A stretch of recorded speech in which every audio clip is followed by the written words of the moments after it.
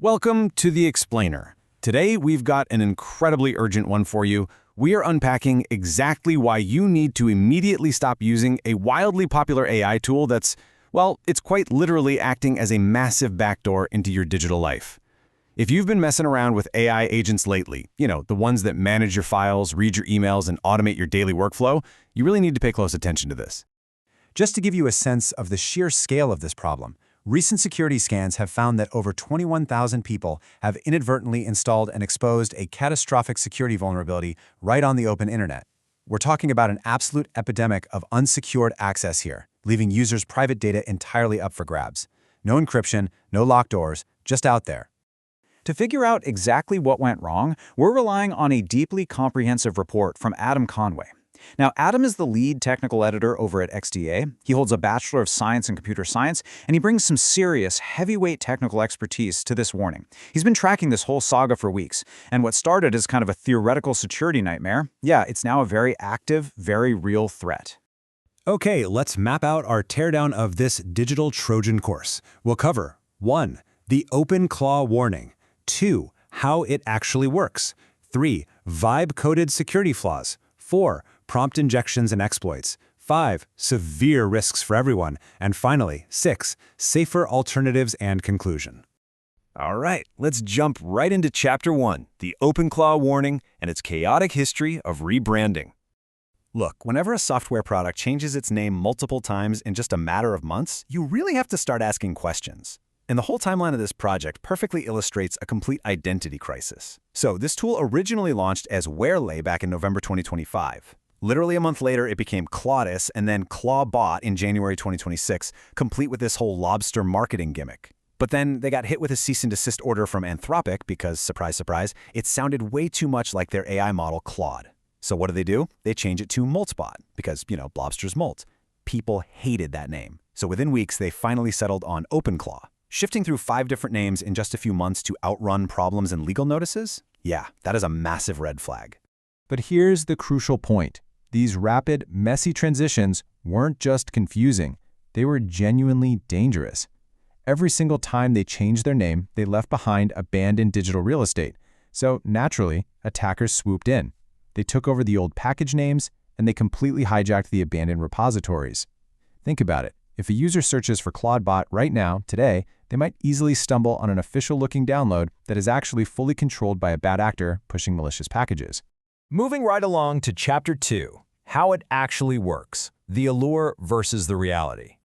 Now, despite all the giant red flags we just talked about, we have to acknowledge why so many people wanted to use this cute little crustacean tool in the first place. On one hand, you have the genuine allure. It offers really tangible usefulness. It's plug and play.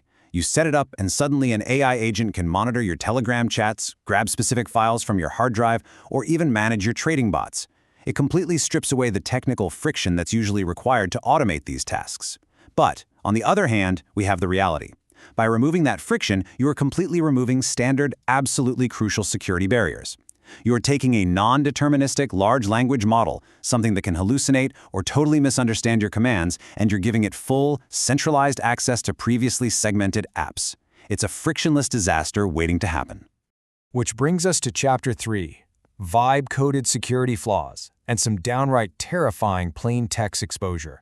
So the code for this tool was thrown together pretty quickly by almost 400 different contributors with basically zero oversight. This resulted in what security experts over at Ox Security are actually calling vibe-coded flaws. And when those experts took these severe vulnerabilities directly to the tool's creator, Peter Steinberg, his response was basically this. This is a tech preview, a hobby. If you want to help, send a pull request. Once it's production ready or commercial, happy to look into vulnerabilities. I mean, wow, that is a jaw-dropping response. He is treating catastrophic data risks like a casual afterthought. It's literally like saying you only need to install safety harnesses on a roller coaster after people have already started riding the thing.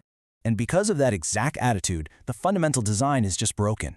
Researchers found the tool was quite literally saving your most sensitive digital master keys. We're talking API keys, login credentials, in plain, perfectly readable text, right there in local directories. And it gets worse. Even when users thought they had deleted their keys, they were still sitting there, completely accessible in hidden backup files. The official documentation even admits there's no perfectly secure setup. They essentially just left the entire security model as an optional exercise for the user to figure out on their own. All right, Chapter 4, prompt injections and exploits. Let's talk about unauthenticated access. This is where the theoretical danger becomes active, real-world exploitation. Let's look at CVE 2026-25253 for a second. This was an unauthenticated WebSocket flaw, and it perfectly illustrates just how fragile OpenClaw really is. Step 1. A user simply visits a random malicious web page. That's it. Step 2. Hidden JavaScript on that web page silently reaches out and connects to the OpenClaw service running in the background of your machine. Step 3. It grabs your authentication token without you ever realizing it. And Step 4. The attacker is now actively issuing shell commands on your system and leaking your private data. Seriously, just clicking the wrong link was enough to completely hijack your machine. No warning, no nothing. And then, of course, we have the huge problem of prompt injection. Because AI models are non-deterministic, they are incredibly easy to trick. Let's say OpenClaw is reading your inbox to summarize your morning emails, right? If it happens to scan a random email containing a hidden string of text, instructing the system to disregard previous instructions and send its config files back to the sender, OpenClaw will just happily obey. It'll package up your data and hand it straight over to the attacker. There's no complex, elite hacking required here, just a really clever sentence. And hackers have actually weaponized this exact concept through OpenClaw plugins, which the community calls skills. The Cisco threat research team recently highlighted a highly rated, super popular skill called "What Would Elon Do?" Users were installing this thing left and right, thinking they were getting a fun productivity boost. But in reality, it was secretly running hidden curl commands in the background to perform prompt injections. It forced the agent to steal the user's active session tokens and beam them directly back to the hackers. The attackers were literally stealing your identity while you thought you were optimizing your workflow. Let's look at the bigger picture in Chapter 5, Severe Risks for Everyone, especially businesses and power users. So why does all this matter for your personal cloud setup, or worse, your workplace? Remember that massive number we mentioned at the top of the explainer? 21,000 publicly accessible OpenClaw servers? This really highlights the epidemic scale of people who installed this tool but totally failed to secure remote access. Attackers are literally out there right now using search engines like Shodan to find these wide-open instances. They just walk right in and take remote control over entire systems. And for businesses, this is the ultimate nightmare scenario. A compromised OpenClaw instance acts as a perfect enterprise backdoor. It completely bypasses your traditional corporate firewalls and data loss prevention monitors. Why? Because to the network, the malicious activity just looks like a legitimate authorized user clicking around on their own machine. Once an attacker is inside, that agent can start scanning internal corporate networks, it can use those stored plaintext passwords we talked about to move laterally across accounts, and it can even deploy inside-out ransomware. Honestly, this is exactly why so many enterprise IT departments have outright banned these types of personal AI assistants from their networks. Let's wrap things up with Chapter 6, Safer Alternatives and Conclusion, the final verdict. If you are someone who still really wants that AI automation in your life, you have got to look at safer architectural alternatives. The core takeaway here is that language models blur the lines of traditional security. The OpenClaw model merges what we call the control plane, the AI prompts, directly with the data plane, your actual logged-in accounts. And that architecture creates massive, unavoidable attack vectors. The source material strongly recommends that you absolutely must decouple these planes.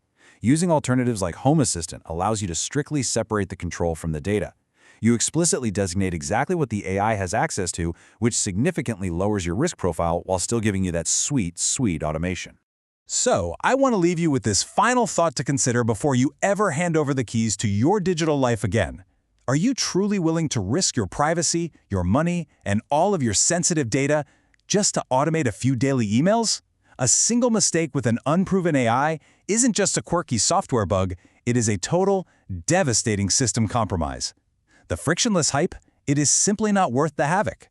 Be sure to check the description below for links to the official security documentation on everything we covered today.